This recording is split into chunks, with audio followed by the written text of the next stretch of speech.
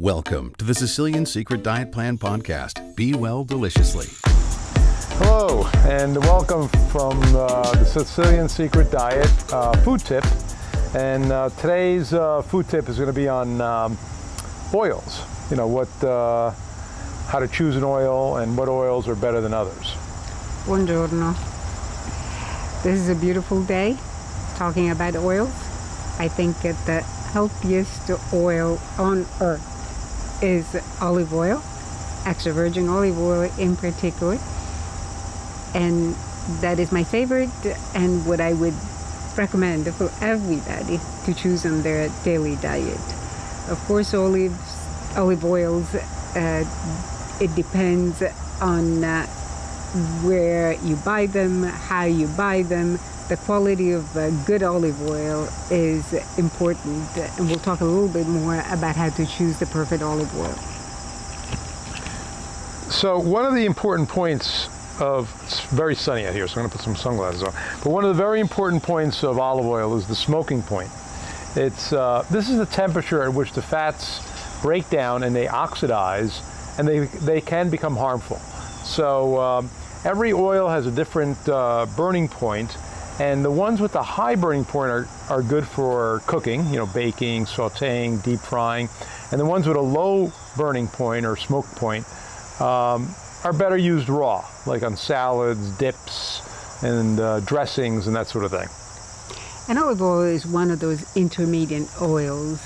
They have a pretty fair burning point, but maybe not good for deep frying, but great still for dressing, cooking, and sauteing, because it maintains all its properties even at high temperatures.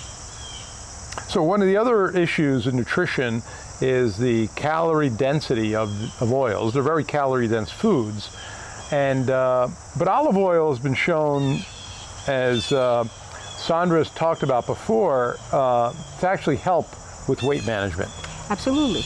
And actually, there was a recent study that you sent me that was done on pregnant women with pre-gestational diabetes and gestational diabetes, that when are given diet rich in olive oil and pistachios, actually their diabetes improves. So olive oil has the property to manage your weight, actually, and to manage your insulin levels, so very good for diabetes, and also good for has a strong anti-aging property because of the content of hydroxytyrosol. Hydroxytyrosol, a kilogram of olive oil has about 50 to 200 milligrams of hydroxytyrosol, which is a compound that has been shown to be extremely helpful in anti-aging. So olive oil is a very good anti-aging agent, and more is going to be studied. Yeah, one of the things about olive oil is, you know, we like extra virgin olive oil, but we also like unfiltered form of it. If you ever look at different types of olive oil, sometimes they're clear and sometimes they're cloudy. The cloudy ones are actually better because it's not just hydroxytyrosol, there's a whole slew of polyphenols that are good for you that you really want to be part of the oil. So this is, you know, if you really want to get the benefits of lowering heart risk, lowering blood pressure, lowering blood sugar, it's better to have the cloudy form of it that has all these polyphenols in it. Longevity and happiness actually comes from a good diet, and olive oil in particular. Now, there are other... So some other oils that are also of interest and as part of your the tools you use in the kitchen, one of them is avocado oil, which I like. It has a very high smoke point. It's about 520 degrees. So it's great. It's good for cooking and good for sauteing, for frying, you know, if you're going to do those things, baking. It also is rich in omega-3 and omega-9. It's very rich in omega-9, which is another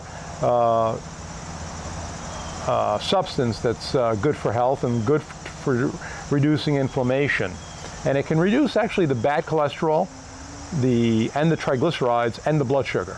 And that's the same thing that extra virgin olive oil Yes. is capable of doing. So all these oils are great oils. They're little, the extra virgin olive oil has the flavor in it, the flavor that enhances all the other food's flavors. So in food preparation, it's probably one of the best. If you want to enhance the flavor of other ingredients, you might want to use oils that are less pungent, less intense in flavor. Another good oil is sunflower oil. Its smoke point isn't as high as avocado. It's about 450 degrees, but still good for cooking and baking. And it also has omega-9, but it also has good levels of vitamin E, and it's been shown to help promote skin health. So when you choose the olive oil, you have to know where it comes from.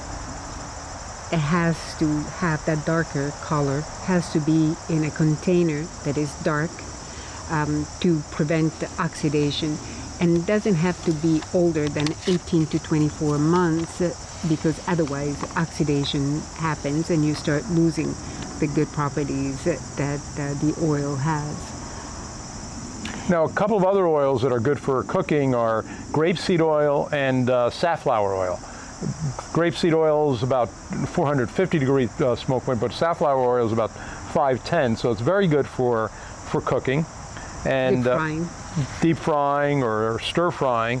And there's two types. There's the high oleic safflower oil, which is good for cooking, and then there's the high linoleic version that's better raw. And it also has a lot of antioxidants and anti-inflammatory components. So if you're choosing an olive oil that comes from the EU, you want to make sure that it has the DOP seal, or that has the IGP seal, or the STG seals. Oils that come from the United States, and now, from California, some great olive oils are coming. Then you want to make sure that it has the USDA approval seal. And so not all oils are created equals by any means. Yeah, one of the things that always comes up is coconut oil.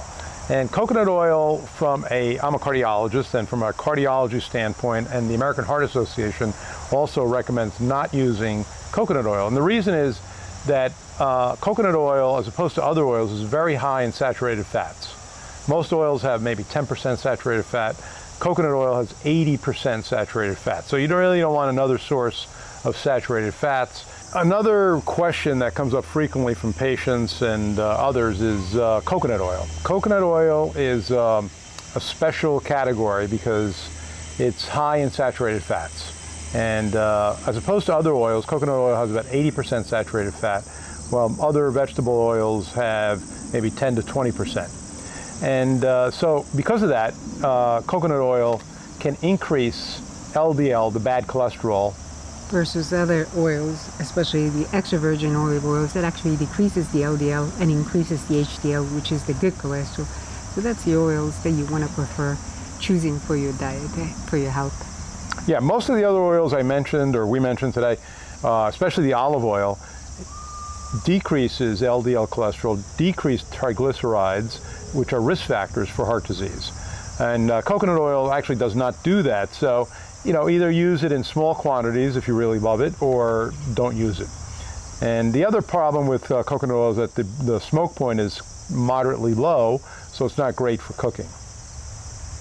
So this was an overview of our favorite oils. Risks and benefits of using which oils, and I'm going to have to say that extra virgin olive oil is definitely my favorite. It's the healthiest fat on earth, like I said at the beginning, and I would strongly recommend for any dish you prepare because it enhances the flavor and deepens the flavor of everything that you cook. Makes you happier. So this was another food tip from the Sicilian Secret Diet Plan. And as we say, live well deliciously. Buongiorno.